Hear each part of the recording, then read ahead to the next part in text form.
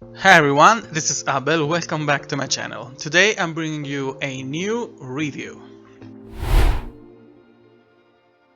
But before we start, remember that if you enjoy science fiction and fantasy books, especially epic fantasy and space opera, this is the perfect place for you.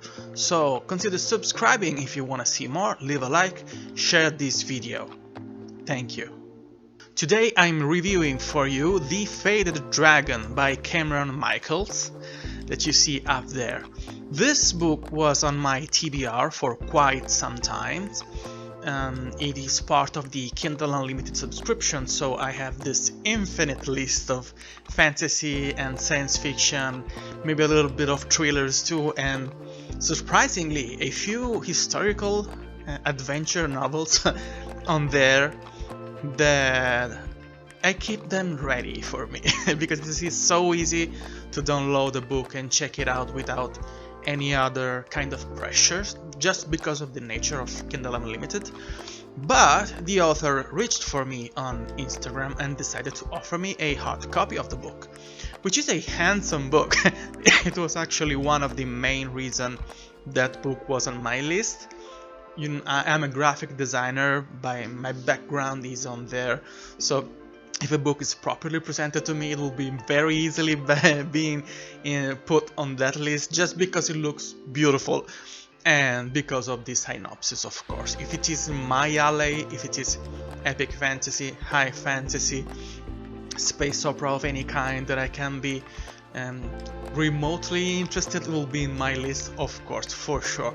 So he decided to send me a hard copy, so I fast-tracked it a little bit because I have many arcs, I have many e-arcs and many responsibilities, but this one was a pleasure to read. Now, this is an epic fantasy book that it is really fast-paced, and one of the things that I really appreciate is that even if it is a fairly short book, I think it's 100 under the 350 pages mark, and with a generous font, so it is really easy to read. It packs a lot. There is a lot of things to follow and a lot of things happening. A lot of things happening, even in a short book like this one. Now, keep in mind, this is the introduction to the rest of the series. The book has an ending. There is a big fight at the end of the book, and there is a fairly nice falling action after that, but the book ends on a to be continued.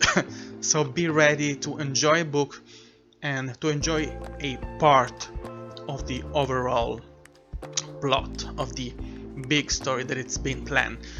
And I can see that this is a big story that has a huge scope, and that we have seen just a small part of it in this book. That has it is split in different parts. I think there are three main parts, but on a thematic level and on a story plotting level, I think the book has two main big chunks. The first one is about a sociological and political and yes, social struggle. Just let's take a few steps back to describe a little bit of the setting. So this is a fairly classic high fantasy story because you have elves and you have dragons. Those are the two main fantastical races that we are kind of familiar with, but in this story, elves and the dragon, they have children. So they sparked a new race that has humanoid form, but they also have horns and talons and fangs and supernatural abilities. Those are two of the main POVs that we follow during the stories. The book has many POVs. I think we average around 5 or 6, and not all of them have the same space in the story. I think we have 3 of those that have more agency, that are developed more around the story. So we have the first one, which is a female one of that race that I cannot pronounce. We call them halflings, okay? Halflings. She's half a dragon and half an elf, and we follow her while she tries to liberate herself because she's a slave. And then we follow another perspective from a human guy that has been living a quiet life in a small village with a very cute girl that suddenly loses everything and his life is completely changed.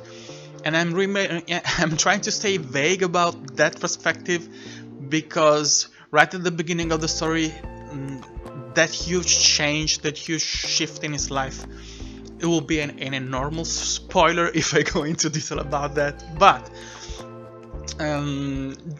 those are the first two perspectives that we follow in that introductory chunk of the book that sets the tone for the rest of the story, which is pretty fast. It's a very fast-paced story that has a lot of action, and the action scenes are very well done. I have enjoyed them a lot. Now, you may know that I am not a huge fan of action in my fantasy books. I am more of a slow reader. I enjoy slow pacing and character development and introspection.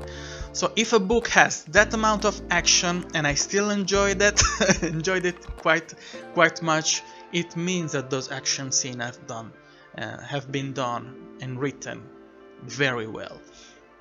And then after the second part of the book begins, you have more of the overall political intrigue, and you have another development in the story, because the first half is about that struggle between the halflings, the way they're treated, the way people think about them as monster, and they try to exploit them because they have specific abilities that can be really useful for contraband and to make money with them. So the first half of the book is to try and solve that kind of a political struggle, and it all leads to the day of the coronation of the new king of that kingdom, when that it's exploiting that race of halflings. And it is very nicely done, because most of the chapters they have kind of a ticking clock, because it tells you how many days are left until the day of the coronation, and then that part of the story gets resolved around the 50% of the book, maybe a little bit before. So it kind of works like a story in and of itself.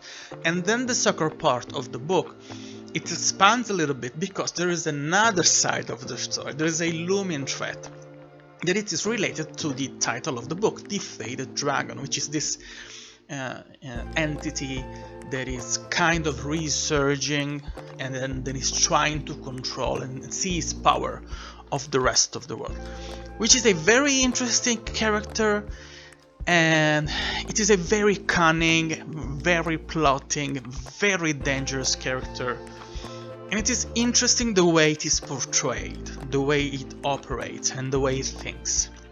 Now, as I told you, I enjoyed the book very much. It is very bingeable. You can read it in a couple of sittings. It took me a little bit more than a week, just because I'm so slow, but I think that everyone else will consume it in a couple of days. And the one thing I have kind of a problem with, but I think that many other readers will consider it a plus, is that most of the secondary characters are they have very little development. The main two perspectives that you have since the beginning of the book, they work because you have their background, you have flashbacks, you have kind of dreamlike moments when they recall their past, so you get to know them pretty well. But the others, they have tools to, they don't have enough page count, because I told you the book is short, so you have many perspectives that they do what they are supposed to do for the advancement of the plot, and then they are kind of there, you know. So it's kind of a shame. I would have loved to see more of them, and probably will have more of those perspective in the subsequent installment of the series, because I don't know if this is a trilogy, a planned trilogy or more, but I hope we'll have more of those. And I have to say that even in those two main perspectives that we have more, in many ways it still remains kind of superficial in the characterization. And what I mean by that is that we have what we need for the story, we have what we need to understand their motivations and where they're coming from and what they're aiming for. But I lacked those intimate slice of life moment that really gets you attached to a character on a deeper level. And that can be part of the way the author decided to characterize the story itself, which is an action story, which is very fast-paced, so maybe there wasn't space for that kind of characterization for those characters. They were not intended to be that way. So if the author was trying to give you an action story which kind of worked like a political thriller too, top notch, 5 stars of course. But I would have loved to have a little bit more. Yeah, and I have to say too that many of the storytelling for most of those perspectives, they kind of read the same. There were a few instances where I had to come back and try to understand who was which POV we were following, because their internal dialogue and the way they speak to each other, they kind of look very similar, which is a problem that I have found in many epic fantasy, contemporary epic fantasy story, when they're so focused on the plot, on the development of the story, that the characters tend to sound very similar. It can be a problem if you have many perspectives like those. If you have one of twos, it will be easier to understand who is speaking, who's working. If you have a writing style that tends to characterize them in a very similar way, but when you have 5-6 point of views or more, it can be a problem.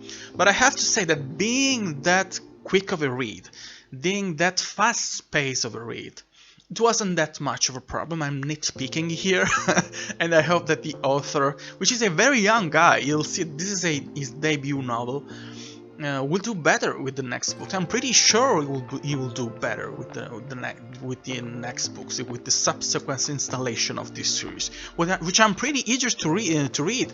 I know that he's working on a novella set in the same world, and that he's hard at work on book 2. So as soon as I will have more news about this one, about the sequel, I'll let you know. Absolutely. And if you want an epic fantasy story with likable characters and a very quick pace and a little bit of a political thriller undertone, this one is perfect for you, so you should definitely check it out.